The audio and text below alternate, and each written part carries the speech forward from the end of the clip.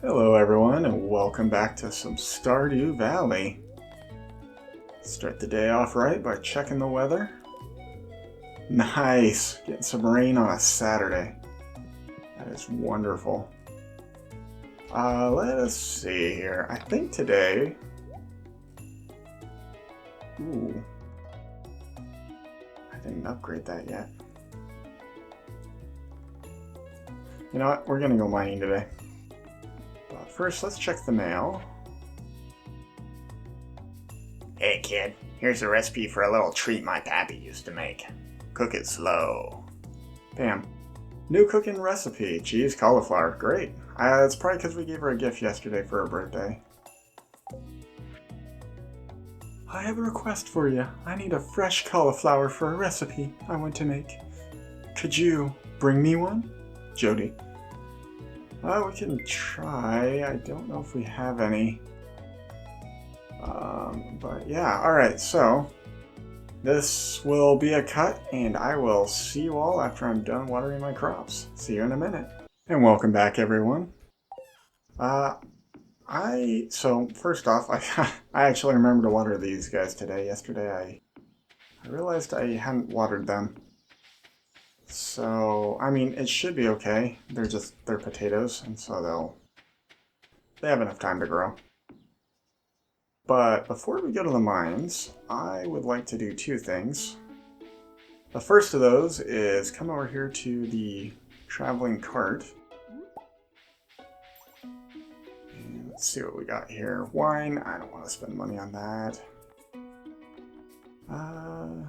Rare seed, I could buy another one of those. I don't think we really need any of these per se. The only thing that I would have considered would have been the wine for the that one bundle, but it's just a well that we're gonna be able to get it ourselves. I'm just waiting on some oak trees to pop up near the bus so I can tap them for some resin.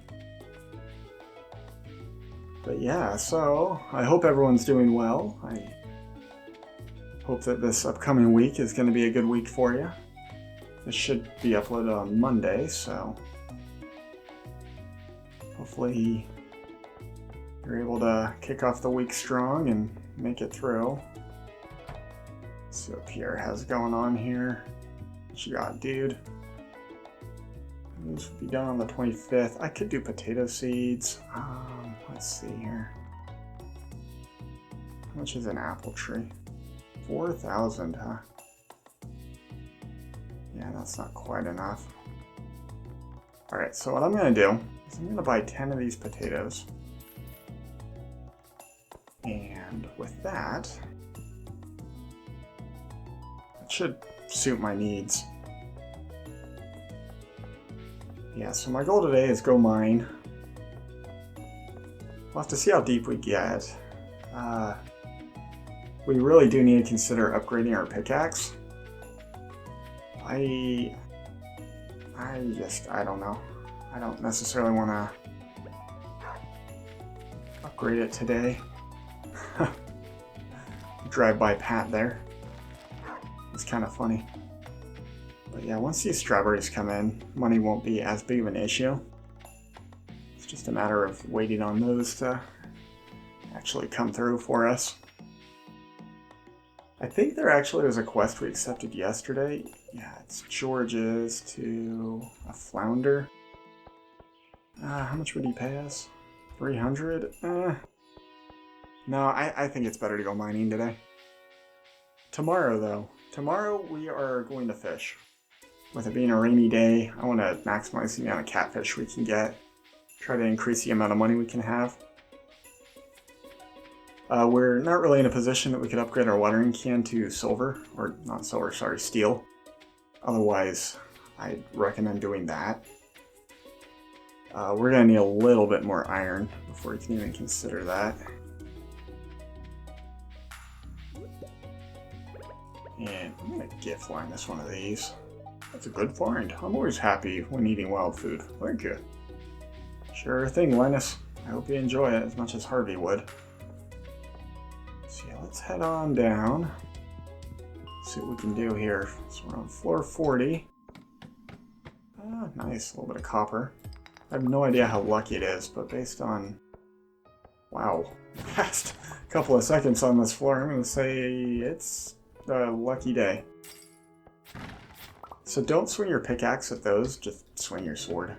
You actually might get refined quartz. It doesn't happen very often, but occasionally you do. So it is worth breaking those. I'm not going to ever go out of my way to really deal with them. But it is something that it's not a bad thing to consider. I took way more damage there than I should have. Oh well. Oh, bats. Bat. Get rid of the slime first. So the ones that have that little thing on their head, they usually have more life, which is obnoxious as all hell. But I don't want to kill you in the wall. There we go. Oh, another one of you. Maybe it's not a lucky day. Getting a bunch of these stupid bats. Today,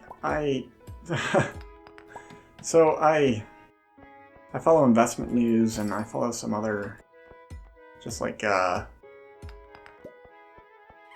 what are they called? Like newsletters from my broker and some other individuals that well, okay, it doesn't matter.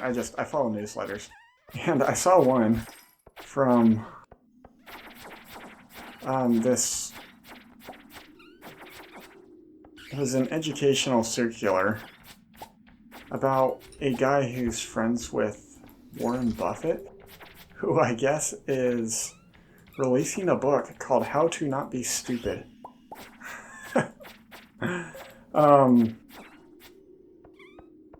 And I'm somewhat actually interested in getting the book. It has to do with investments, which is something that I've always been kind of interested in.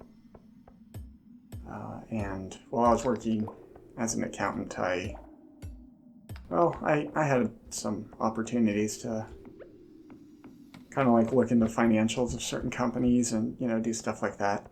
I'm not going to go into too much detail of that. It's, I don't know, like, if you like financial stuff, man, let me know, because I would love to create a channel all about financial fraud, like a documentary channel, not anything like this, because there's like so many amazing like just crazy stories of people that have just defrauded just crap tons, like metric shit tons of money from their businesses. And it's always been something that's interested me. And it was something that I considered for a while, actually, is going into forensic accounting. So what forensic accountants do is they go through and they audit financial statements to try to find like trends to figure out who's stealing money or like people that are laundering money.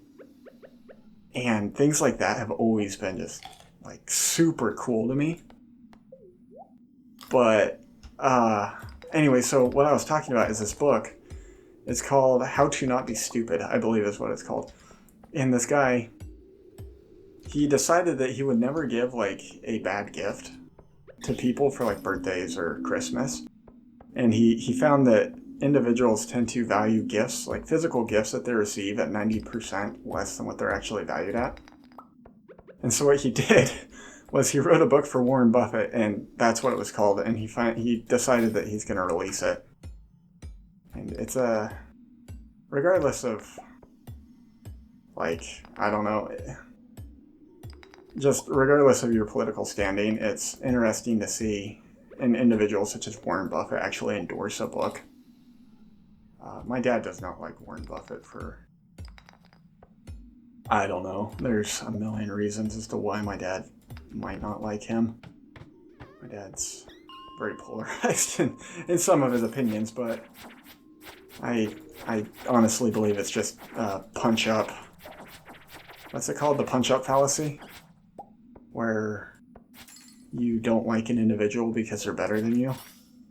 or they're doing better than you, and so it's like they call it punch-up fallacy because I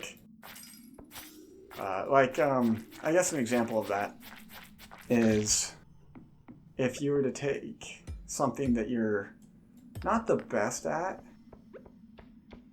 so I don't know, like for me, if I were to create just unnecessary drama and controversy against, like, I don't know, a huge YouTube channel like Mr. Beast or Chugga Conroy or Asmongold or anything like that,